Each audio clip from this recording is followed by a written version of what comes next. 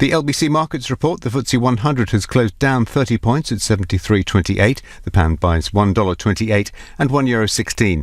LBC weather tonight: showers, heavy in places, and some hill snow, a low of 3 degrees. Tomorrow, sunshine and showers with the risk of hail and thunder, cold and windy with highs of 9 degrees. From Global's newsroom for LBC, I'm Andy Ivy.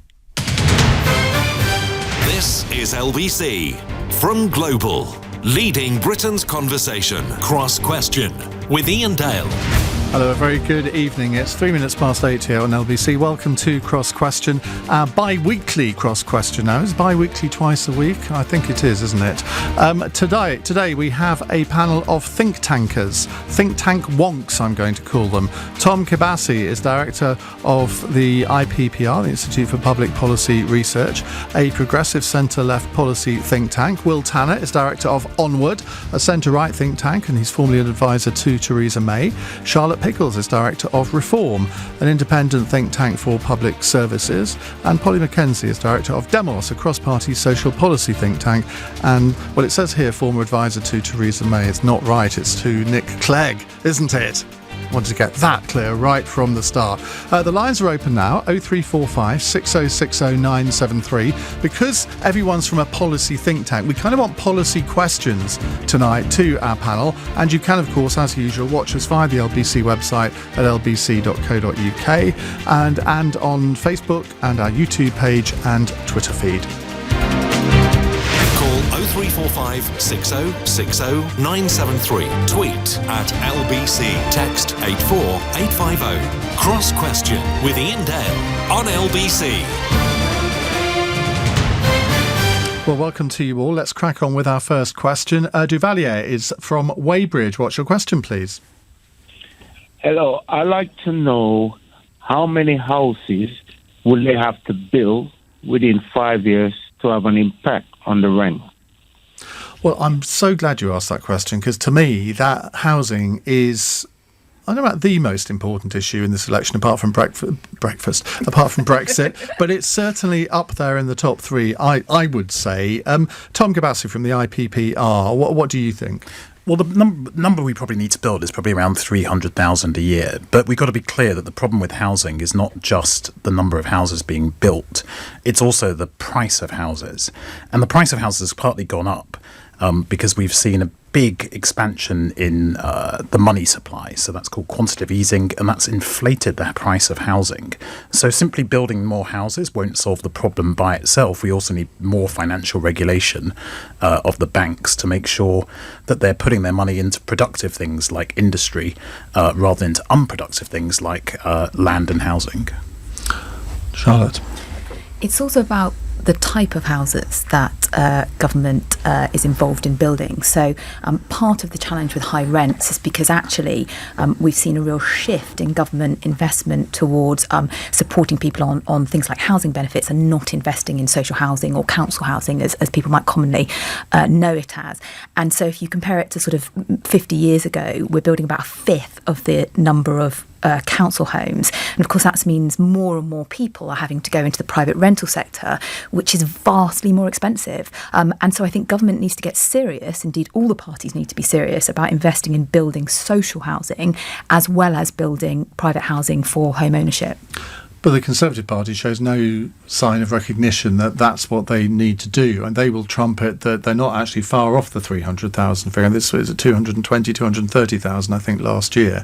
But it's interesting that our questioner talks about houses for rent, and that's not something the Tories really have engaged in particularly, have they? It's a huge problem because for the Tories, rightly their view is, if you want capitalists, people need to have capital, and the most obvious way of getting capital is people owning a home. And look, most people aspire to own a home, and therefore we should have policy that goes with the grain of what people want. But there is just a reality here that there will always be people who have to rent. And if we're not serious, and if the Conservatives aren't serious about ensuring not just that actually we have affordable rents, but that we have decent quality housing in the rental sector, then I'm afraid they're not going to be picking up the votes of a large swathe of people. Polly Mackenzie, do you think if we were in a non-Brexit era that this subject, housing, would be, if not the top policy on what people voted on, it would certainly be in the top three? I think it would have risen up the agenda much faster than it has, but actually over the course of the last 10 years we have seen housing kind of rise up the agenda.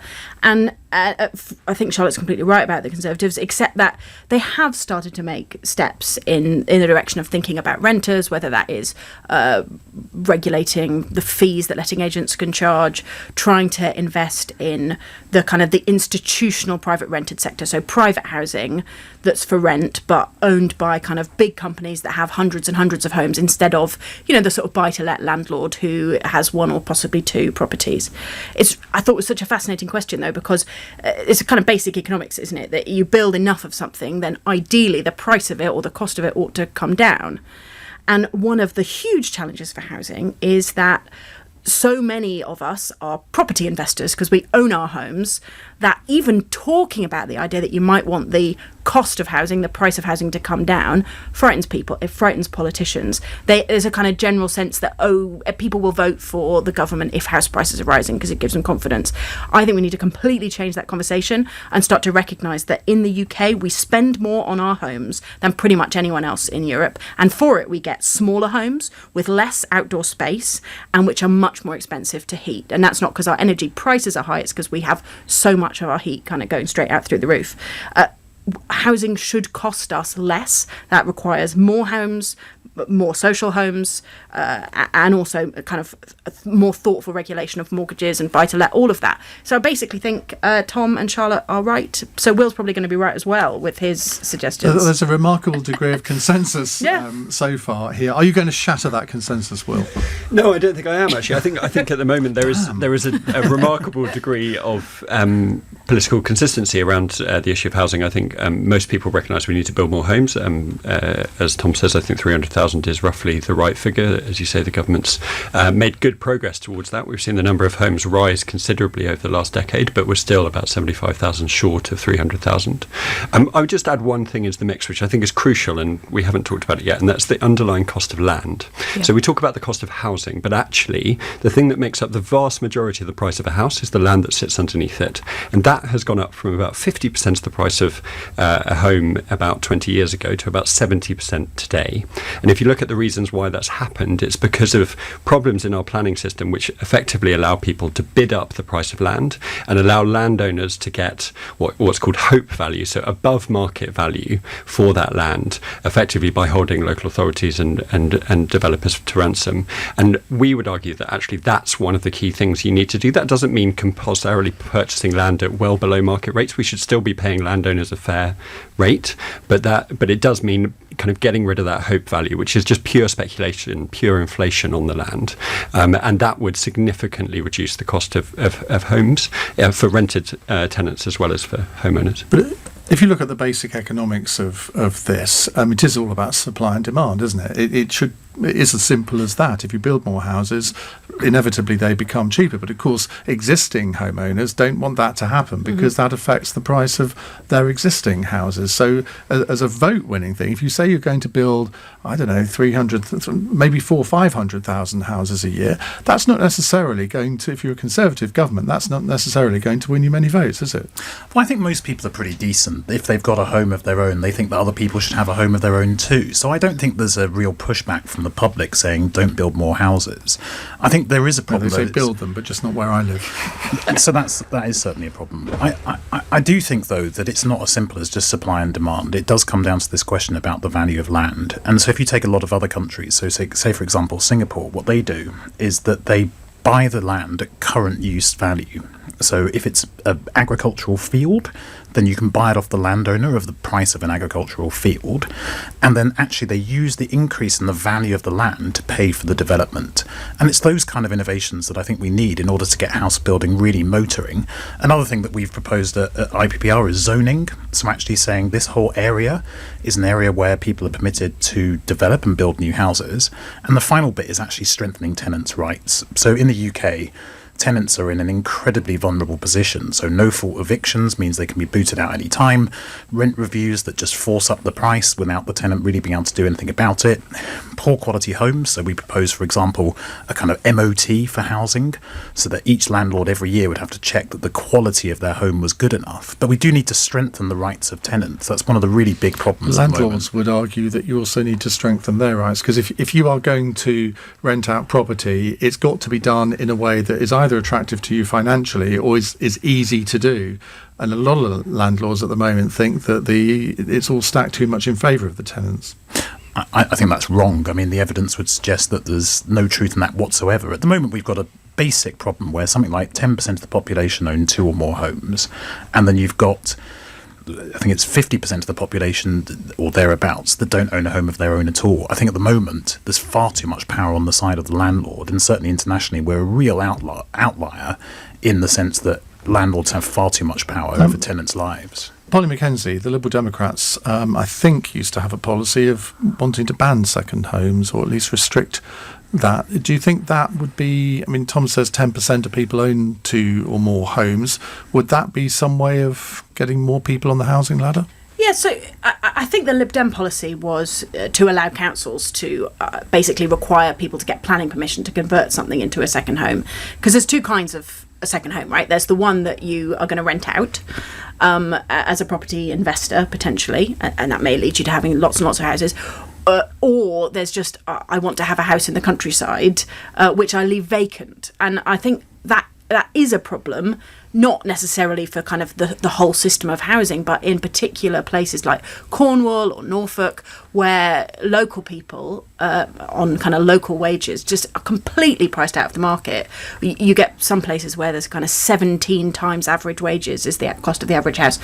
No hope of it, because there's just, rich people from London who turn up and buy the houses. And I think using the planning system to help regulate that, or charging extra council tax, can make sense. There's lots of other countries where actually the much more normal is for people to have a kind of second tiny flat by the sea. Like the whole of northern Spain is occupied by those kinds of things, whereas we have kind of big family homes are taken up by those second homeowners. You're trying to shame me, aren't you? Will Tanner, what's the one thing that, if you were Prime Minister, what's the one thing that you would do to revive the housing market?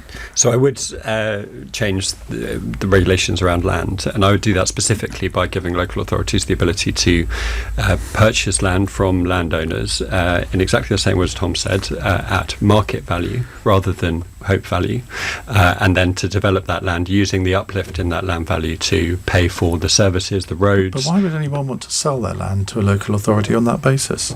Well, if they knew it was going to be developed and therefore become much more valuable. Well, but it's actually one of the reasons why it's really great to see that Will and Tom and probably Charlotte and I agree, is actually you have to have lasting cross-party consensus on this kind of stuff, especially around land taxes. You had this cycle through the 50s and 60s and 70s whereby Labour would come in, introduce a development land tax, and the Conservative came in and they scrapped it. And as a result, landowners just held on to their land. And that meant that the only way that you could get development is if the state did all of it. And I think a kind of state-dominated house building doesn't work either. It would also allow local authorities to start to choose where to develop. So at the moment we have developments just ever increasing on the edges of existing settlements. So that edge of the village settlement that everyone hates, it's the type of development which increases NIMBYism. This would allow local authorities to identify a set of fields further away from an existing development where they could build roads to that development, build some new homes. Without that type of local opposition, it would make for a much better planning system. Little bit of news. Don't know if you're all interested in this. Paul Brand from ITV has tweeted, hearing the Queen's speech, yes, another one, penciled in for the 6th of January 2020, the day I returned from my Christmas holidays. So back to work with a vengeance for me. Right, we'll take more questions to our panel. Tom Kibasi from the IPPR, Will Tanner from Onward, Charlotte Pickles from Reform, and Polly Mackenzie from Demos in just a moment. 0345 6060 973. Remember, we're looking for policy-oriented questions in this hour. It's 16 minutes past 8. This is LBC. Based on actual events. After 9/11, everyone was scared it might happen again. Critics are calling the report a 5-star gripping political thriller. The CIA destroyed tapes of interrogations. I want to find out what was on the tapes. A large-scale saga of corruption, justice, and overwhelming relevance. Starring Adam Driver, Annette Bening, and John Hamm. If we stop now, aren't we a part of the cover-up?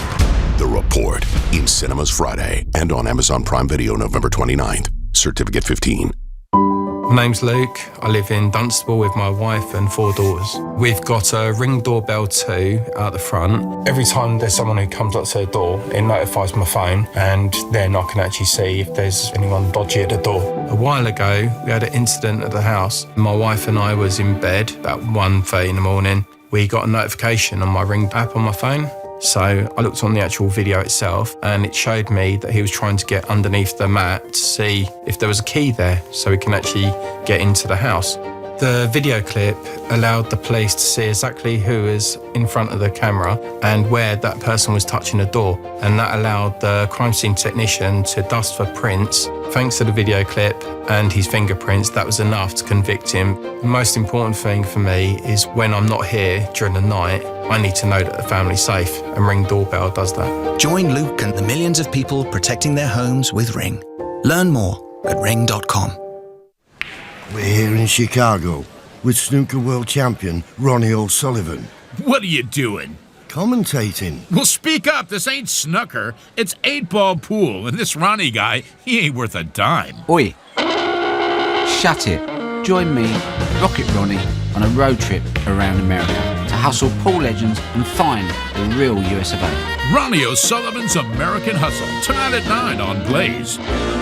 Freeview Channel 63. Were you advised to move your pension into a SIP? Perhaps you were offered a lump sum of cash tax-free, or promised much better returns if you transferred your pension into wonderful-sounding investments elsewhere. If you answered yes to any of these, you may have been missold and your pension could be at risk. Get help now from Elite Chambers. We're barristers specialising in financial claims and work on a no-win, no-fee basis. For expert advice, text EASY to 60075. That's EASY to 60075. Hi, I'm back. I just set a personal best on my park run. Feels great. That's lovely, Mike. I think you've earned the right to put all the bins out. Hey? With Vitality Life Insurance, you get properly rewarded when you're active. In fact, you could save over £730 every year in discounts and rewards from our partners. Join over 1 million customers. Just search Vitality Life. Vitality. Positively different. Annual savings available with certain plans and are dependent on members' usage of rewards available. Terms and conditions apply. Cross Question with Iain Dale on LBC. Call 0345 6060 973. 19 minutes past 8. Remember, you can watch us on our YouTube channel. Just go to YouTube and search for LBC, Facebook page, Twitter feed, and via our website at lbc.co.uk. Tom Kibasi from the IPPR, Will Tanner from Onward, Charlotte Pickles from Reform, and Polly Mackenzie from Demos with us until 9. Just before we go on to our next question, Paul Scoynes has tweeted this. Please ask the panel, why hasn't anyone built another Milton Keynes? It worked. Yours, a Milton Keynesian. Why, I mean, just very briefly, all four of you, why hasn't that happened, Will? Precisely the problem that we were talking about previously is the price of land. So land went up as a result of the 1961 Land Compensation Act, which prevented new settlements like the Milton Keynes from being developed through kind of that wholesale development, buying land and developing a whole site in the way that Milton Keynes was. Anybody dissent from that? Anybody got anything else original? Right, okay, well, let's... Oh, Polly, you just... Well, no, it's just, actually Milton Keynes was sort of the end of new towns. You know, there were, you know, I don't know, the Garden Cities, places like Cwmbran, Peterborough. It was a sort of a movement for about 100 years that people just got that the idea is you should build a big new settlement rather than just sort of urban sprawl. And, yeah, 1961 changed that. I don't have very fond memories of Milton Keynes because the last time I went there... Happiest place in the country? No, I was in court. Oh. Speeding fine. Okay. Happiest place in the country. I actually had to stand in the dock. It was quite a humiliating experience. But more people now... I haven't been done since, though. More people commute into Milton Keynes than out these days. Do they? So the idea that it's some sort of just sleeper town for London is just not true. It's created its own kind of economic centre. It's a fantastic place. Let's move on to a very different subject. Ross is in Chislehurst. Hello, Ross. Good evening. I'd like the panel to answer whether universal basic income is feasible in the United Kingdom and whether it's useful. I don't think we're going to have unanimity around the table on this one.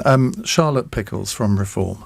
I mean, the short answer is no, it's not possible because it's not affordable in the United Kingdom or indeed really anywhere. It's one of these ideas that has gained quite a lot of traction, particularly amongst sort of a trendy kind of Silicon Valley set. And it's this idea that we just hand out a certain amount of money to everybody, so it's a kind of universal benefit. The problem is it's not affordable. So if the idea is it's set at a basic level that enables people to, broadly speaking, live on or survive on, you're going to need a lot of money to do that. We already spend in this country, if you include pensions, around about 200 billion on the welfare system. But of course, what you want to do within a welfare system is be able to prioritise where you put the money. So, for example, disabled people who maybe have extra costs, we need to give more money to support them. You can't do that if you're actually saying, well, let's just hand out a set amount of money to every single person. So the short answer is it's not possible because it's not affordable. But actually, there's also, I think, a question here around people's philosophy of how you spend money and what a welfare state should look like. And that's about need and fairness and targeting. And I think the idea that you just hand out cash to everybody doesn't fit with that philosophy that we have in the UK. But that's what both of the major parties are doing in this election campaign. I mean, I had Sean Berry, the co-leader of the Green Party, on yesterday. So, yeah, 100 billion a year we want to spend on combating climate change. Now, a worthy aspiration, but again, I mean, that's spending money that people would say, well, we haven't got. John McDonnell is spraying money around. Sajid Javid is spraying money around. Yeah. I mean, why not spray a little bit more? I mean, we have entire fiscal incontinence at the moment, don't we? I mean, it's oh, I shall steal crazy. That phrase. Happy to help. Yes, it's ludicrous. I mean, the sort of sums of money that the parties are talking about. But you know what? It's not even the vast sums which are bad enough. But there's not really much evidence going behind a lot of these pledges. Whether it's 20,000 new police officers, or it's 100 billion here, or 50 billion there for things. Like, people aren't talking about what the outcomes are that you're trying to achieve with this money. And so I think that's a similar thing to actually the UBI, the Universal Basic Income. What are you trying to achieve with this? Because actually a welfare state is about supporting people in need, not just handing out cash. So, Polly Mackenzie, presumably I would get money in this Universal Basic Income, money which I don't need. Well, I think that's the idea that UBI proponents put forward, is the idea everyone gets an amount. Let's say it's, I don't know, £12,000 a year for every person. And then people like you, who I expect have a kind of pretty healthy income, might kind of end up paying some of that back in tax, or potentially all of it in tax, or you might even have a bigger tax bill than that, because people then talk about having 50p, 60p tax rates at the top in order to pay for it.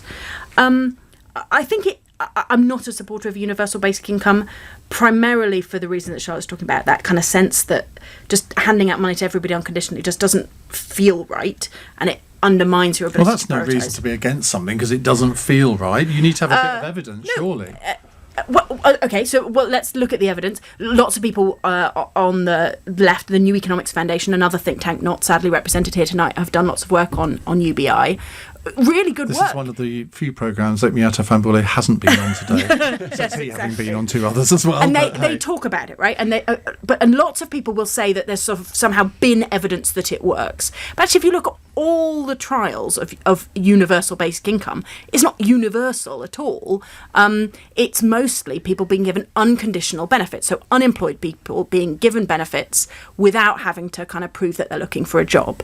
And for people who are incredibly far from the labour market, sometimes that can be a really effective way to just leave them alone and allow them to recover, for example, from mental health problems or addiction problems. But the idea that therefore you or I should be given an amount of money by the state, it just doesn't make sense to me. There isn't any evidence that it would make a difference. Mahatma on Twitter says, talking money, how much do you pay this panel of geniuses? God bless. We feed them in buns. Will Tanner. Well, I'm also not a proponent of universal basic income. I agree with the points that were already made. I mean, in terms of the evidence, if you look at where this has been implemented, Alaska has started reducing the amount of money it sends to its universities every year in order to pay out money to individual citizens in its universal basic income, because UBI is simply not affordable there. There have been pilots in Finland, in Europe, which were stopped early as a result of a lack of evidence of any impact. So UBI has not been proven to work anywhere that it's been implemented, as much as been heralded by many people. So it has been tried, hasn't it? Was it Finland that tried it, yes, and then they withdrew it after a while? Exactly. Presumably because it didn't work. Tom Kibasi, I imagine this is something that you are quite attracted to, but do you think it could be made to work? Well, so I think the first thing you've got to ask is, why are people interested in this as a question? And at the moment we have nearly 1 million people on 0 hours contracts.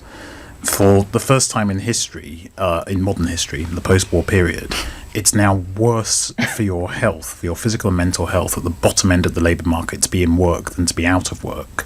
And 58%, so that's a majority, of the households that are living in poverty are households where people work. So there is a reason why people are now attracted to universal basic income, and that's because the labour market is not functioning. Now, I happen to not support UBI. I don't think it's the right answer. Thinking you might. I think better regulate. I think it lets capitalism off the hook, and that actually you can make work better and better paid. We've gone through the longest period of wage stagnation since the Napoleonic era, which we're coming out of now. Perhaps it's too early, I think, to tell, but it's still been 10 years of wage stagnation, and so that's why people are attracted to these ideas. Now, in the end, I think the reasons that UBI doesn't work are sort of multiple. If it's set at a level which is enough to live on, then it takes away any incentive to work. If it's set at a level, let's say, for example, £10,000, then that equates to about £650 billion, and the current size of the UK government is £850 billion, so it's not affordable. The big problem as well is that lots of proponents say, well, it takes away all the indignities that currently exist in the welfare system, because it takes away conditionality, work capability assessments, sanctions, and all of those kind of things that people object to for very good reason, because they are inhumane in my view.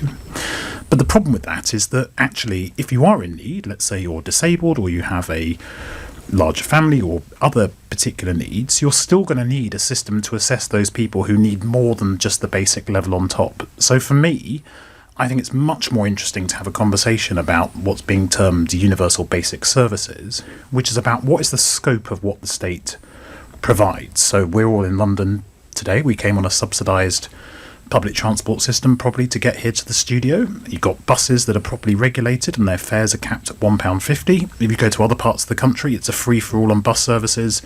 There's no set timetable. They can charge pretty much what they like. The service is patchy and infrequent and expensive. Maybe public transport should be a universal service that we provide for everyone. So I'm much more interested in those conversations rather than UBI, which I don't think works. So you don't think this will be included in Labour's manifesto? Because John McDonnell has made some positive noises about it in the past, hasn't he? Well, my understanding is John McDonnell has said that Labour would look at having some pilots of UBI, and I think it's a reasonable thing to test and say, well, would this work in a particular locality, or are there certain circumstances under which it works? So if you take some parts of the country that suffer from high structural unemployment, so that's unemployment because industries changed, the legacy of industrial strife in the 80s and so on, maybe there are parts of the country where a universal income might make sense, and I think it's a reasonable proposition to want to test that out, but I don't think you're going to see any particularly strong commitment from the Labour Party in this election towards the universal basic income. Ross, quick response from you. How do you want to answer your own question? I would say, well, I'm for the universal basic income. I would say there's been some interesting points raised. I would say the general consensus has been that we can't afford it and that it's unsustainable. But I think generally speaking, no one's really addressed the multiplier that having a UBI system would have in the UK. That this money doesn't leave the economy; it circulates in the economy. People would be spending it. Tax revenue probably increase as a result. And I don't really think countries like Finland are really applicable to countries like the UK or other larger countries with larger populations. OK, Ross, thank you very much indeed for your question. More of your calls to come. 0345 6060 973. Remember, we are just talking about policy, which is a unique event in this election campaign, it seems to me, because it's been all about process and candidate selection so far. We will come back to your questions in just a moment. It's 8:31, time for the news headlines on LBC with Andy Ivey. The Prime Minister is to chair a meeting tomorrow of the government's Emergency Cobra Committee to discuss the severe flooding affecting parts of the country. The announcement comes after Jeremy Corbyn called on Boris Johnson to take personal charge of the government's response. There's been a potential boost to Mr Johnson's election campaign after the Brexit Party decided not to challenge 317 seats, which the Conservatives won in 2017. Nigel Farage says he wants to prevent opponents of Brexit controlling the next Parliament. Labour's condemned it as an alliance to sell out the country. The Liberal Democrats say the strategy will backfire. British Steel is to be rescued by a Chinese firm, potentially saving as many as 4,000 jobs. Jingye will buy the steelworks at Scunthorpe in North Lincolnshire, as well as its other UK mills. LBC weather tonight: showers heavy in places and some hill snow, a low of 3 degrees. Tomorrow, sunshine and showers with a risk of hail and thunder, cold and windy, highs of 9 degrees. This is LBC. Turn your city into a playground with the Renault Capture Play. With automatic headlights to uncover hidden spots, rain-sensitive front wipers to clear the way, and contrasting roof to show your true colors. Just $189 a month and zero deposit with 0% APR. Search Renault Capture and book your test drive today. Renault PCP Finance, Capture Play TCE 90, 48 months. Optional final payments, 5424. Subject to status, over 18s, T's and C's apply. Order by December 17th. Retail customers at participating dealers only. It's your Stand By Me station. Your You to Me Are Everything station. And, of course, your Easy Like a Sunday Morning station. Easy like Sunday morning. That's the sound of LBC's sister station, Smooth Radio. Listen on your radio, on Global Player, or ask your smart speaker to play Smooth. Based on actual events. After 9/11, everyone was scared. Scared it might happen again. Critics are calling the report a 5-star gripping political thriller. The CIA destroyed tapes of interrogations. I want to find out what was on the tapes. A large-scale saga of corruption, justice, and overwhelming relevance. Starring Adam Driver, Annette Bening, and John Hamm. If we stop now, aren't we a part of the cover-up? The Report, in cinemas Friday and on Amazon Prime Video November 29th. Certificate 15.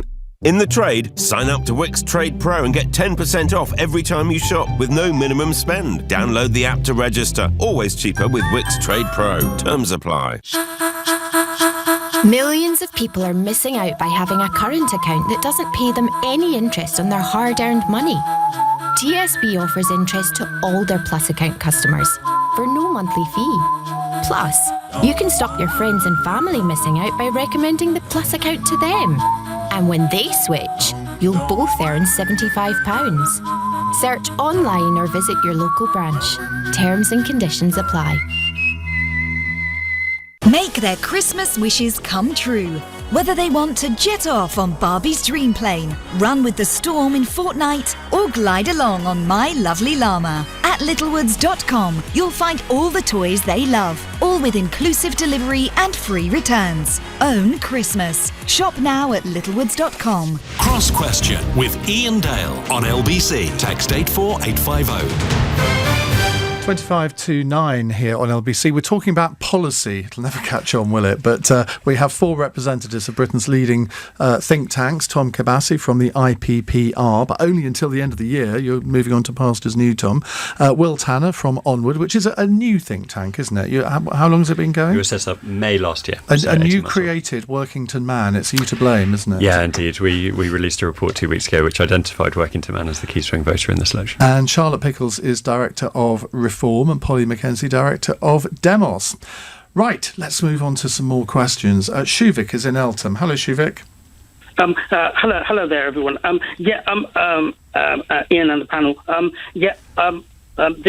This question relates to some of the previous discussion, particularly on property. If HMRC put more resources into combating tax evasion and tax avoidance, do the panel believe this would yield significant new revenues to the Treasury? Will Tanner, I suppose, is inevitable. If you put more resources into sourcing tax evasion, you're going to get more of it, aren't you? Yes, to a certain degree. Clearly, if HMRC was better at identifying people who are seeking to evade taxes, then they would bring in more revenue. I think the key question is, where are you going to bring in more taxes from? So what kind of taxes are you seeking to kind of clamp down on and to look at in particular? Because we have a number of taxes which the Treasury quite likes, because they're taxes at the point of sale, or they're taxes when people have money in the bank, so stamp duty or VAT or some income taxes, which are kind of relatively easy taxes for HMRC to collect. But then there are a load of other taxes, especially taxes on capital gains, for example, or kind of other kinds of financial transactions that HMRC finds a lot more difficult to capture. And so actually some of this might be less about enforcement, and it might be thinking about what type of taxes we have in our system and where we set those taxes in order to maximise the revenue from them, rather than just spending more money on more tax inspectors. Tom, all governments say they want to go after people who are evading tax, and George Osborne actually did do that to an extent, didn't he? Did he go far enough, though? Well, he did a bit of that, but then sort of perversely, he also imposed austerity on HMRC and ended up cutting back on the number of tax inspectors. And if there's ever a self-defeating activity, reducing the number of people who bring your revenue in, that was really the definition of something that was utterly self-defeating. But I think there is a bigger problem in the global economy about how some businesses choose to behave. So to give you an example, we proposed at IPPR an alternative minimum corporation tax, and that would kick in after companies declared multiple years of very low or no profits. So to take a concrete example, if you take Facebook in the UK claims that it has a profit margin of 5.5%, right, a sort of standard, pretty low profit margin. Facebook globally says that it has a profit margin of 50%. So are we really to believe that Facebook is uniquely unpopular in the UK market and uniquely unprofitable in the UK market? That's just not plausible. Companies like Amazon use all kinds of tricks to make sure that they avoid paying their fair share. And one of the reasons that we've seen such a rapid decline in the high street is because it's not a level playing field when it comes to competition. Amazon are evading their taxes. They've got people on 0 hours contracts, which means that they're not paying employers NI. I think you mean avoiding before avoiding legal difficulties. Avoiding their taxes by employing people on 0 hours contracts, therefore not paying their employers' national insurance, having the point of sale be Luxembourg and therefore not paying the right rates of VAT. That's been and banned so on. now, hasn't it? I don't know. I'm pretty sure it has. But those kinds of corporate behaviours, which are fundamentally wrong and are eroding the tax base for the UK. Now, the OECD, which is the sort of rich countries club, it's based in Paris. There's I think 27 OECD countries. They have a big initiative at the moment in order to try and address that at a global scale, and I think that will help, particularly in areas like corporation tax. But we've got to be clear that some companies are really not paying their fair share, and that's really wrong when most people are going out to work, they're working hard, they're paying their tax, and then you see these very large companies getting away with not paying their fair share. Lots of questions coming in on subjects relating to housing, which I'm not surprised at, but we have spent a quarter of the programme on housing so far, so I'd love some questions, maybe on the environment, climate change, NHS as well. Charlotte Pickles. I mean, Tom alluded to this.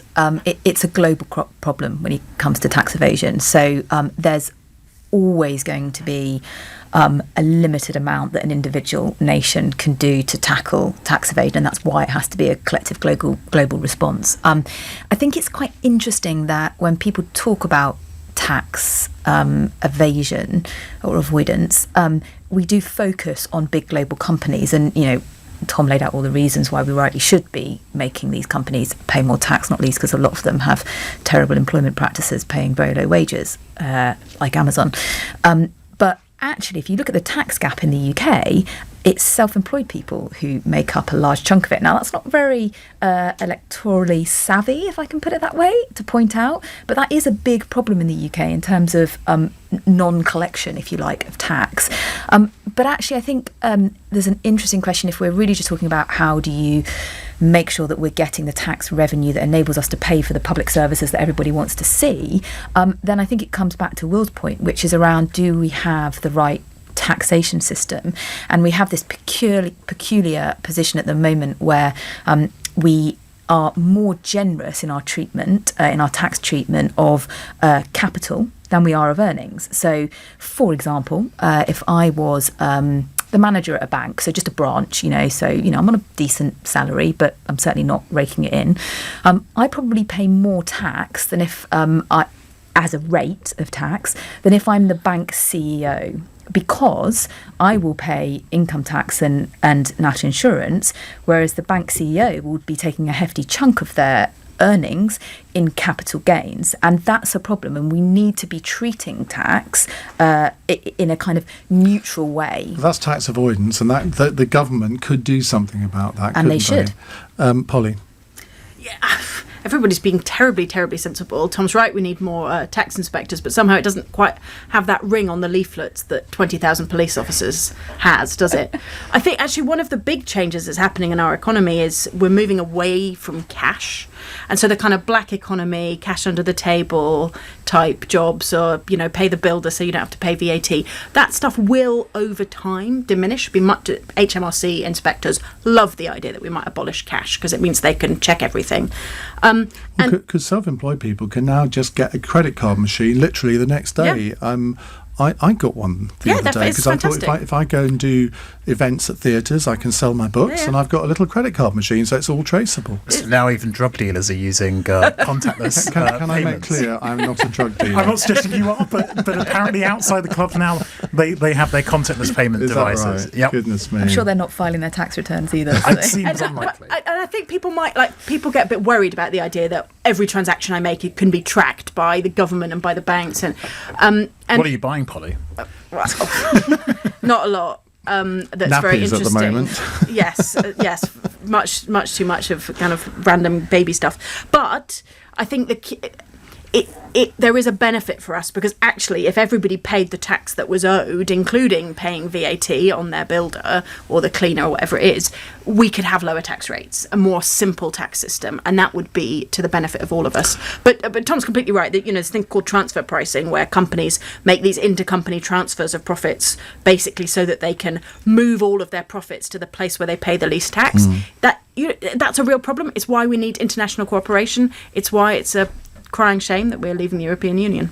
You mentioned. I thought we were going to get through the whole hour. I just want to debate you, Iain. Fran says, Iain, can you please challenge her? I'm not quite sure who her is here, on the Amazon quote. Amazon are a good employer. See, this is interesting. Tom, you were talking about the million people on 0 hours contracts. Now, I don't know what percentage of those million people actually choose to be on 0 hours contracts, but I suspect it's rather more than we might think. Well, so I think some people are doing it by choice because they want the flexibility, but far too many people aren't.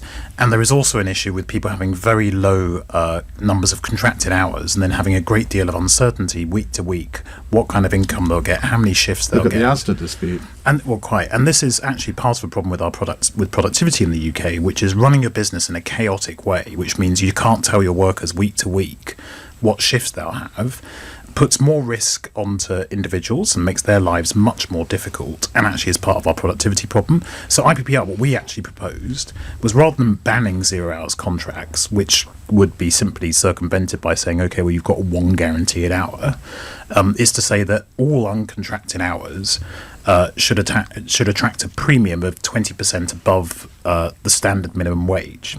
And that way, what you're doing is starting to reflect in wages the risk transfer from employers onto employees, rather than having the current system where all the risk is being shoved away from the employer and onto the employee. And that would solve, I think, a lot of these problems with uncontracted hours. The people who want the flexibility, and where flexibility was valued and prized, people would be prepared to pay the higher rate.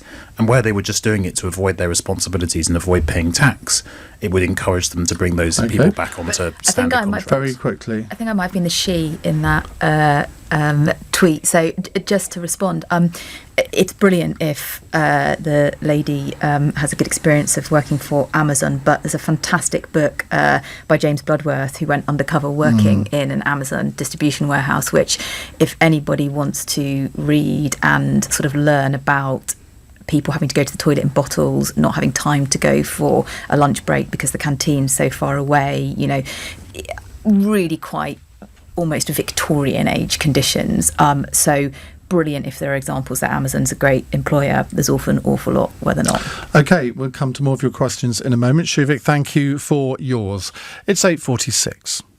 James O'Brien, Monday to Friday from 10 a.m. Do you know why I'm the Brexiter here, Barbara? Because I've just No, you're not the Brexiter. Whatever you are is you're not a Brexiter. No, but I am the Brexiter because I'm essentially trying to articulate feelings and beliefs as a valid response to your facts and experiences. Leading Britain's conversation. This is LBC.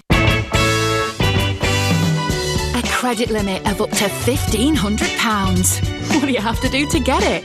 Simple. Get online and check if you're eligible for an Ocean credit card in minutes without affecting your credit score.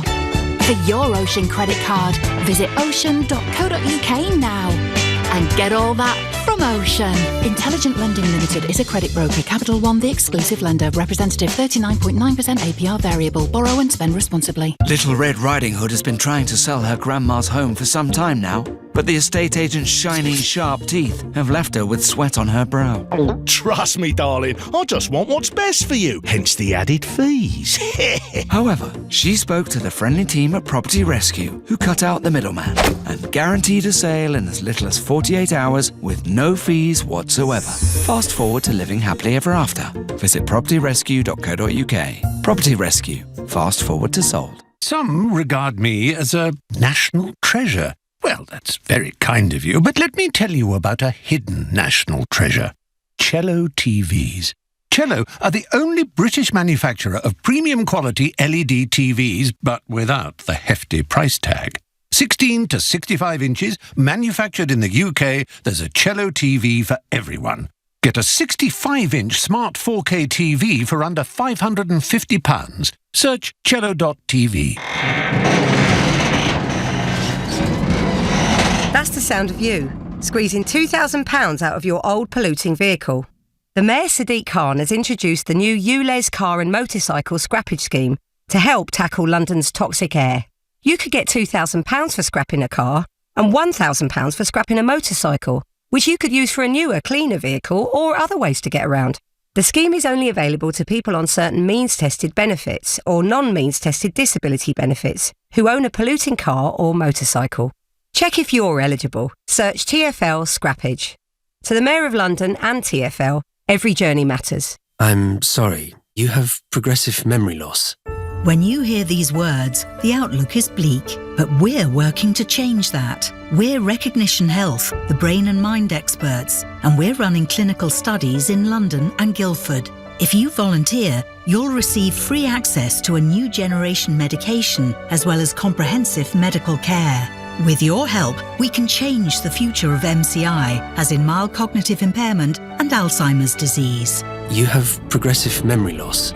But here's what we can do. To find out more about Recognition Health and taking part, go to brainandmindexperts.com.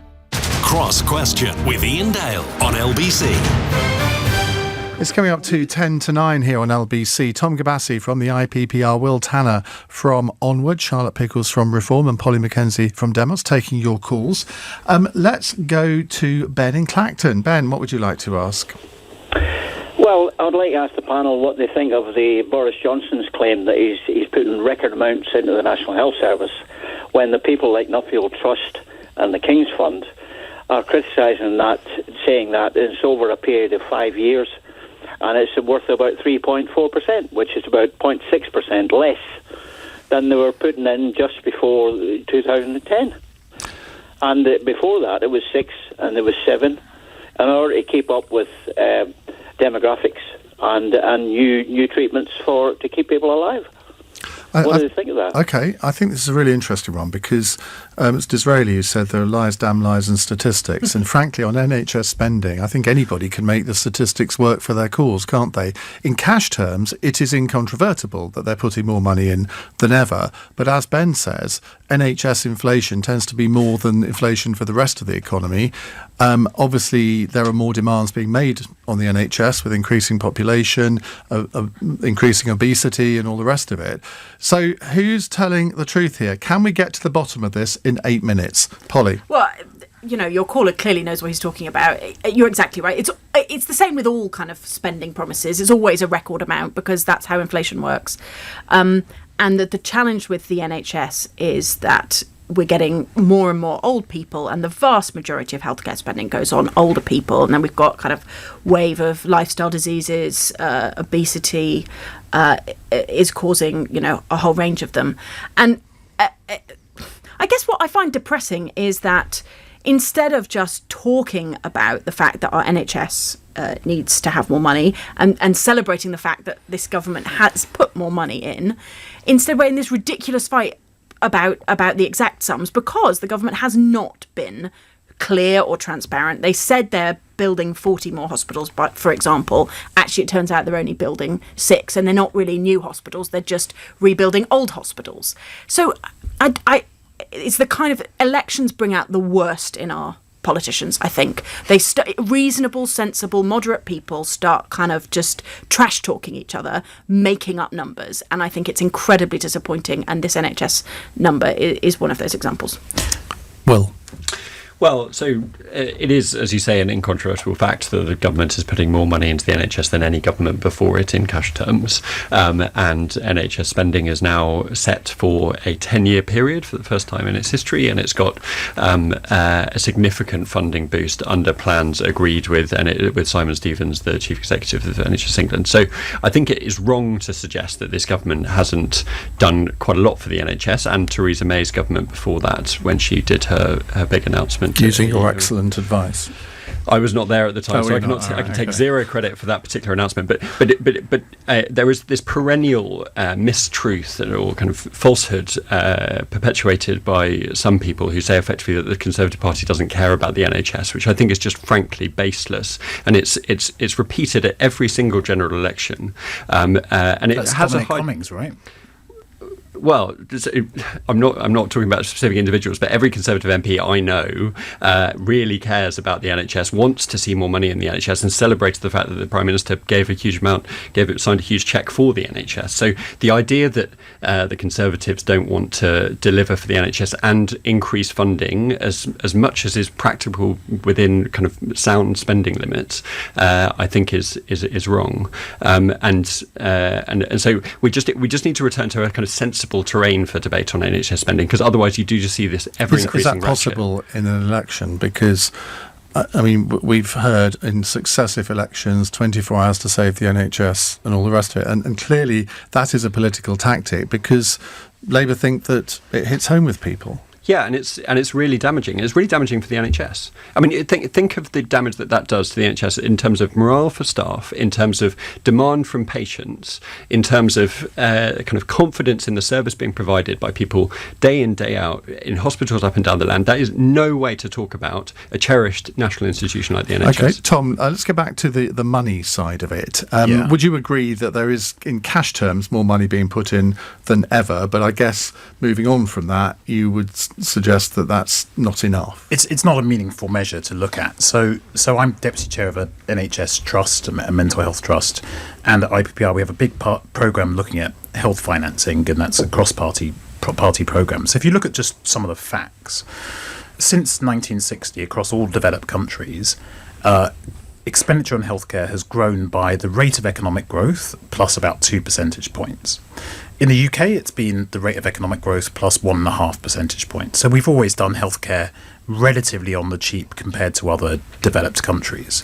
The last 10 years has been the most austere decade since the NHS was founded. And that's by measuring what's been the rate of annual increase in expenditure on the NHS, which has been about or just below 1% a year above GDP in the last 10 years. So it has been the slowest rate of funding growth in the last 10 years, about 1% growth a year. So this new announcement from the government, what it's promised and what it builds on exactly the same promise that Theresa May's government made, was for about 3.4% averaged over a 5-year period. If you dig down into that after some adjustments, it looks more like about 3.2%. So it's certainly more than has been going in the last 10 years. but at best it could be described as historically unremarkable, and it's certainly a rate of funding increase that is lower than has been achieved in the past. One of the big reasons for that has been the very sluggish rate of economic growth. So the biggest determinant of how much money goes into the health service is how much does the economy grow overall. And because we've had such sluggish economic growth over the last 10 years since the financial crisis, that's probably the biggest single determinant about how much goes into the health service. So the health service has had a funding squeeze. If you look at every measure of performance, from A&E waiting times, elective surgery waiting times, cancer waiting times, all of them have got substantially worse in the last 5 years. We're slightly running out of time, but Charlotte, do you not think that instead of NHS funding being determined by economic growth, it ought to be determined by the actual need? Absolutely, and actually, Tom's right. We are looking at quite a significant uplift in the rate of historically growth. Unremarkable. But historically, actually, the long run average is about 3.8%. So it's not that far below what the average is of the growth. So I think we should be clear that yes, there was the longest squeeze the NHS has ever experienced in the last decade. There was a financial crisis that the government had to act on to curb expenditure, and the NHS was, one of the few areas that money was still being put in. But I think the real question here comes back to what others have mentioned, which is the rise in demand. And actually, we need a social care solution, because if you could come up with a long-term funding solution for social care that enabled our ageing population to access the right support, ideally in the community, if we had a modern, fit-for-purpose primary care service, then we wouldn't see quite the pressure on our acute system, because people on the whole think of the NHS as hospitals. And actually, we need to be thinking, much more about a healthcare system and ensuring we have proper funding and proper services in social care and primary care. Giles on Twitter says, possibly one of the most factually fascinating cross questions I've ever heard. More Wonkathons, please, says Giles. Exactly. At least one listener liked it. Exactly. Final text question. This is from Lucy in Beckenham. Iain, please ask the panel, what's the wildest or most ludicrous policy one of the main parties has ever come up with and then dropped because of the backlash? Or we could widen that out to the most ludicrous think tank policy that's ever been suggested, if you like. Who wants to go first on this to leave the other Tom? Poll tax. Predictable. It actually had some logic to it, though. Whatever you think of it political, there was a certain logic to it. Well, regressive tax. I don't think the regressive tax has what sort of logic. It has a bad logic, okay, yes. I'm not even going to go there. Which... from your own think tank. From our own, yeah, absolutely. But before I was in charge, but I actually have a sentimental attachment to this, which is votes at birth. What? I'm sorry? Yeah, none of this votes at 16 nonsense. Everyone should have the vote from birth. How would that work practically? Their mother... The paper is a bit old-fashioned. It argues that the mother should sort of pass that vote for them until they are 10. And that then they should didn't have it get very... themselves. Even the Liberal Democrats didn't adopt that one, did they? That has to no, win. not even the Liberal Democrats. But I think... Well, so I've actually written an article about why I think it's a good idea, which everyone can laugh at. Idea? It was sort of, in a kind of theoretical way. Yes. Yeah, you can laugh. You can laugh. You'll read my article and you go, well, maybe. Send it to me, because I do want to read it. Charlotte. I'm sorry, but I'm going to go for one that's current, which is a 4-day week paid at exactly the same salary. No, I think that's marvellous. I'm on a 4-day week. Well, look, everybody would love a day off and still get the same salary, but economically... No, I'm with John McDonnell on that one. Will? So I'm going to go for another current one, which is the £83 billion worth of subsidies Jeremy Corbyn wants to give wind turbines, despite the fact that the private sector now delivers them at Mine at a is more market rate. Fun. You guys are so technical. I think, Will, you haven't got quite the hang of the last question on this programme there, but you will all be invited back. It's been absolutely fascinating. Thank you very much indeed. Just to tell you, tomorrow at 8 o'clock, we are going to be spending an hour in the company of Jeremy Hunt. He's going to come in for an interview and to answer your calls as well. So to Will Tanner, Tom Kibasi, Charlotte Pickles and Polly Mackenzie, thank you very much indeed. You're listening to LBC. I'm Iain Dale. It's 9 o'clock. On your radio, on Global Player and Play LBC. Leading Britain's conversation. This is LBC. From Global's newsroom, Nigel Farage says his Brexit party won't now contest the 317 seats won by the Conservatives in the last general election. He says he's concerned about a hung parliament with significant gains for Remain parties. Speaking to LBC, Boris Johnson denied the Conservatives have made a pact. Absolutely not. I think it's a recognition that the best way to get Brexit done is, as I say, to get this oven-ready deal, gas mark 4, whatever, and it's done. And we can do it in just a few weeks. Labour, who are promising a second referendum on any deal, are calling it an alliance to sell out the country. The Liberal Democrats